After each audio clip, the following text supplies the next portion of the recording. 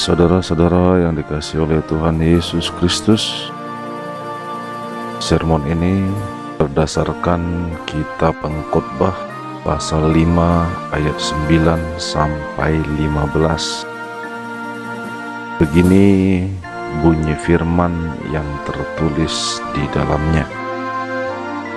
Siapa mencintai uang tidak akan puas dengan uang, dan siapa mencintai kekayaan tidak akan puas dengan penghasilannya. Ini pun sia-sia. Dengan bertambahnya harta, bertambah pula orang-orang yang menghabiskannya. Dan apakah keuntungan pemiliknya selain daripada melihatnya?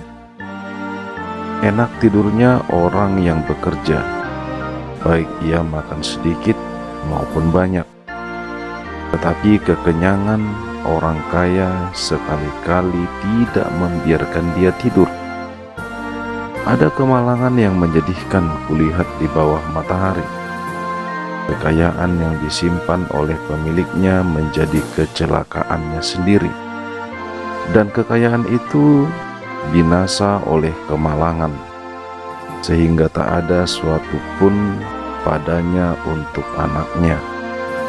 Sebagaimana ia keluar dari kandungan ibunya, demikian juga ia akan pergi telanjang seperti ketika ia datang, dan tak diperolehnya dari jerih payahnya suatu pun yang dapat dibawa dalam tangannya. Ini pun kemalangan yang menyedihkan. Sebagaimana ia datang, demikian ia akan pergi.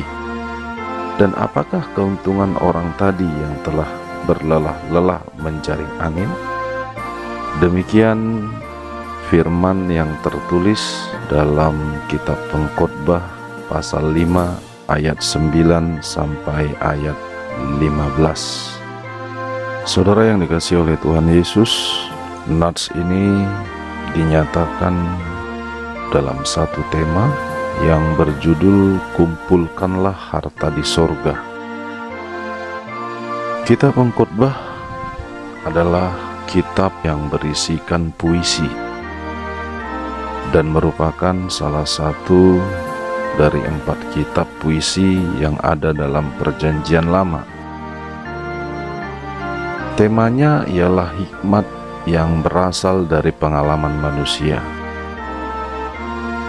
Hikmat manusia itu disimpulkan dengan satu perkataan bahwa seluruhnya yang ada di kolong langit ini adalah kesia-siaan belaka. Segala sesuatu adalah sia-sia, karena memang tanpa Allah semuanya itu tidaklah berarti. Judul kitab ini dalam bahasa Ibrani adalah Kohelet, yang berarti pengkhotbah. Dalam terjemahan Septuaginta yang berbahasa Yunani, judul kitab itu adalah Ecclesiastes, yang berarti jemaat. Judul seperti itu menunjukkan bahwa kitab ini bukan hanya ucapan khotbah, tetapi juga penting untuk jemaat Kristus. Penulisnya adalah Raja Salomo yang menulis pada masa tuanya. Kesimpulan yang ditemukan Salomo berdasarkan pengalaman dalam hidupnya sebagai orang yang paling berhikmat di dunia ini adalah bahwa segala sesuatu adalah sia-sia. Untuk Salomo hanya ada 2 macam hidup.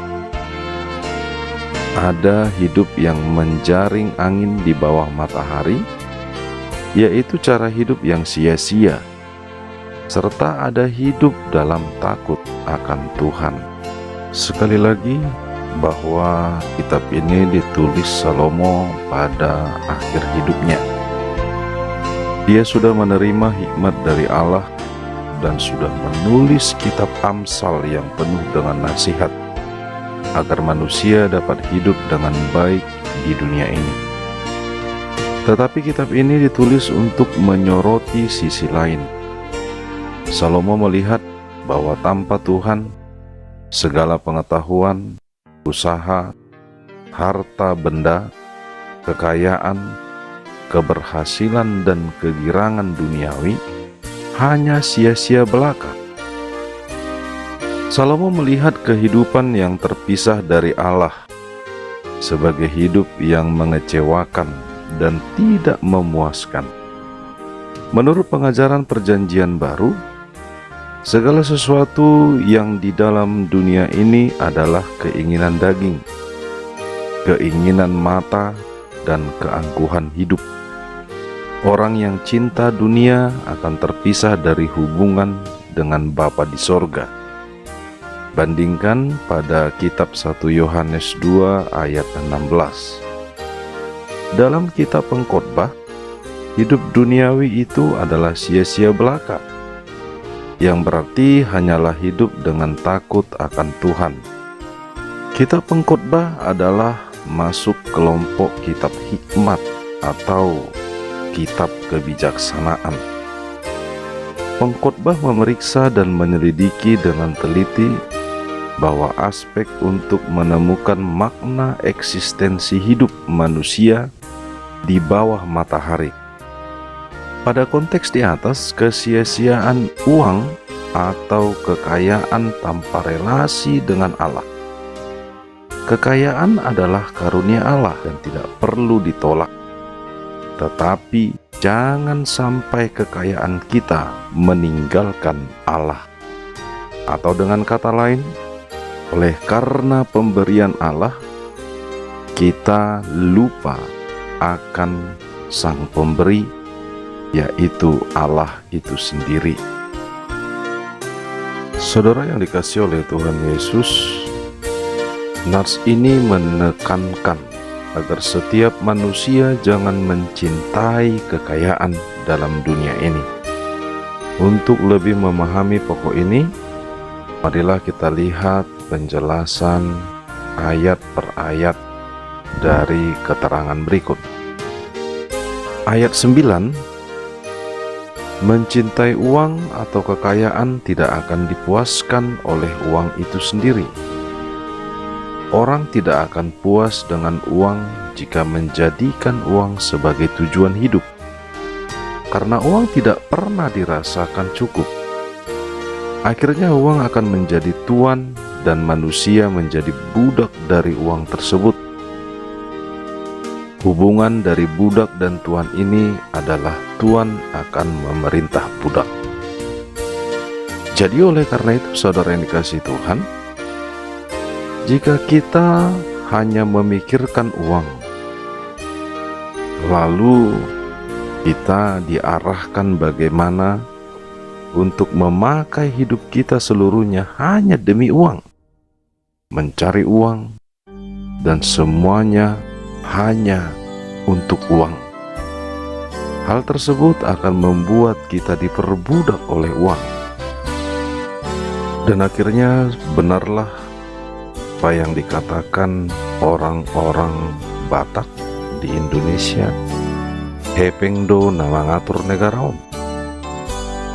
Artinya uang sudah mengatur manusia, dan manusia tidak mampu lagi untuk mengatur dirinya di bawah kehendak Tuhan, tapi seluruhnya bisa dikendalikan dengan uang, seolah-olah bahwasanya keselamatan itu juga akan dibeli dengan uang. Sama dengan dosa yang terjadi pada saat gereja mulai membangun. Itulah yang kita lihat, ada sejarah gereja yang menjadikan uang sebagai akar kebobrokan, akar kehancuran gereja itu sendiri. Saudara yang dikasihi Tuhan, dalam kitab 1 Timotius 6 ayat 10 dituliskan, karena akar segala kejahatan ialah cinta uang.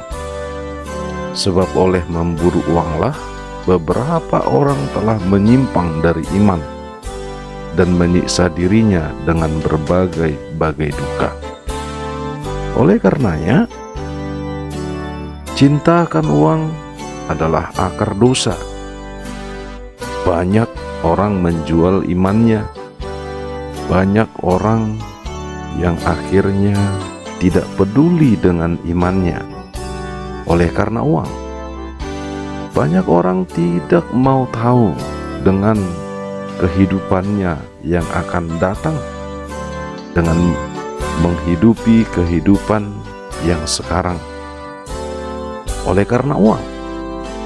Dan mental korup yang terjadi pada masa kini itu juga menunjukkan bahwasanya uang itu seolah-olah lebih penting daripada kebenaran atau keadilan yang harus ditegakkan. Dengan demikian, maka melalui nats ini kita dimintakan sebagai orang-orang yang cinta akan Tuhan, bukan cinta akan uang, agar kehidupan kita menjadi orang-orang yang ada di bawah kehendak Tuhan, bukan di bawah kehendak uang. Mencintai uang adalah kesia-siaan belaka. Tetapi ingatlah, dengan mencintai Tuhan dan kehendaknya, maka segala sesuatunya tidak ada yang sia-sia. Ayat 10 dan ayat 11. Tambah kekayaan, bertambah pula kecemasan. Banyaknya orang yang bersandar serta bergantung kepada uang dan membuat mereka tidak bisa menghindar dari uang. Uang yang dimiliki orang kaya tidak dapat membuat tidur yang nyenyak. Sebaliknya, hamba menjaga tuannya agar tidak diambil orang lain.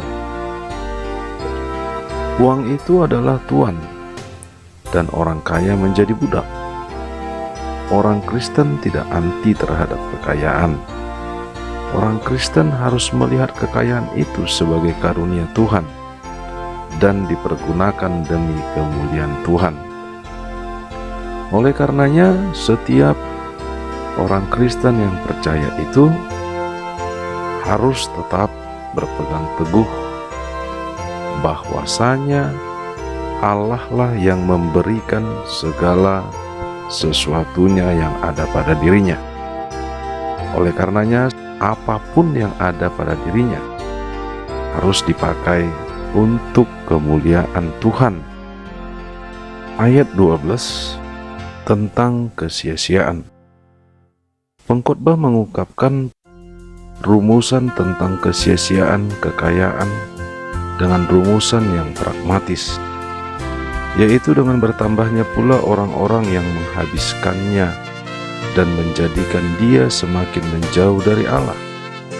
Maksudnya ialah menghabiskan hartanya atau menghabiskan kehidupannya dengan sia-sia. Pengkhotbah menjelaskan bahwa pendewasaan mamon menempatkan hidup manusia bergantung sepenuhnya kepada kekayaan. Pengkhotbah mengatakan bahwa orang yang mengumpulkan hartanya menjadi kecelakaannya sendiri, menunjuk kepada setiap orang yang mengumpulkan harta dunia akan cenderung membuat keserakahan yang membawa kegelisahan orang itu sendiri. Akhirnya orang kaya itu mati sia-sia, dan selanjutnya tidak ada gunanya segala kekayaan baginya jika tanpa kita nikmati dengan rasa syukur. Kunci dari kenikmatan akan kekayaan adalah mengakui kasih karunia Allah, bukan menikmati kekayaan secara jasmani yang akhirnya menjadikan kita terus-menerus untuk memenuhi nafsu dunia kita. Ayat 14, kekayaan yang akan binasa. Kekayaan dalam teks ini adalah sebuah kekayaan yang tidak bermanfaat atau tidak berguna. Kenyataan yang dimaksud oleh pengkhotbah adalah yang disebut kemalangan, yang menyedihkan, yang disaksikan di bawah matahari. Seseorang karena sangat berhemat dan berhasil mengumpulkan banyak kekayaan di dunia ini, maka kekayaan itu tidaklah menjadikan seseorang bahagia, karena kekayaannya sebagaimana yang dipikirkan secara umum. Pengkhotbah bahkan mengatakan kekayaan itu sebagai kecelakaannya sendiri. Menjadi kecelakaannya sendiri karena orang kaya yang telah mengumpulkan banyak harta dunia ini akan menimbulkan rasa takut dan kurang tidur secara terus-menerus, atau cemas akan hartanya yang diambil orang. Akhirnya kekayaan itu binasa dan membawa kecelakaan bagi dirinya sendiri. Sesungguhnya berbagai macam bencana alam, pencurian dan kecelakaan dapat merenggut harta milik kita yang sangat berharga. Sekalipun kita dapat menjaganya, pastilah kita tidak dapat membawa semua itu ke surga. Ayat 15. Apakah keuntungan orang yang telah berlelah-lelah menjaring angin? Alangkah sia-sianya apabila kita bekerja semata-mata untuk memperoleh harta benda yang pada akhirnya akan lenyap. Ayat ini menggambarkan bagaimana kekayaan itu menjadi kecelakaan dan kesia-siaan baginya. Bila orang telah berhasil mengumpulkan harta kekayaan dengan jerih payahnya, dan ia kembali menjadi tanah tepat sebagaimana ia telah menjadi orang yang berdarah dan berdaging, maka apakah yang menjadi keuntungan lagi baginya? Bahwa ia telah bekerja keras selama di dunia ini? Demikianlah pengkhotbah menyatakan kemalangan yang dia lihat di bawah matahari, bahwa mengumpulkan kekayaan bagi diri sendiri sekalipun dengan jerih payah, akan tetapi tanpa ucapan syukur dan pengakuan karunia Allah, maka ia telah menjaring angin. Artinya sia-sia belaka. Pemikiran pengkhotbah memfokuskan kesia-siaan, yaitu bahwa mereka yang kaya atau ingin kaya terjatuh ke dalam pencobaan, ke dalam jerat, dan ke dalam berbagai-bagai nafsu yang hampa dan mencelakakan dan menenggelamkan manusia ke dalam keruntuhan dan kebinasaan. Kita tidak boleh menganggap harta di bumi sebagai hal yang utama, sehingga kita tidak pernah puas dengan harta benda duniawi ini. Harta duniawi tidaklah kekal, tidak bisa kita bawa ke surga, dan kita tidak pernah puas terhadap harta duniawi. Namun ada sesuatu yang tidak akan rusak dan kekal. Kita semua diberikan kesempatan untuk mengumpulkan harta surgawi yang kekal. Mengejar hal-hal mulia seperti kemurahan, rendah hati, dan ketekunan iman akan membuahkan hasil yang kekal yang tidak dapat dirusakkan. Apakah harta yang kita kejar sekarang ini akan musnah di bumi? Ataukah kita sedang mengejar perkara yang di atas, di mana Kristus ada, duduk di sebelah kanan Allah? Tuhan telah menunggu kita agar kita tetap mengumpulkan harta di surga, dan kita sebagai pewaris-pewaris kerajaan Allah adalah orang-orang yang tetap bersyukur bahwasanya kehidupan kita yang Tuhan sudah bentuk bukanlah kehidupan yang sia-sia, tetapi kehidupan yang akan berlangsung untuk selamanya dengan Allah dan di dalam Allah. Amin. Shalom.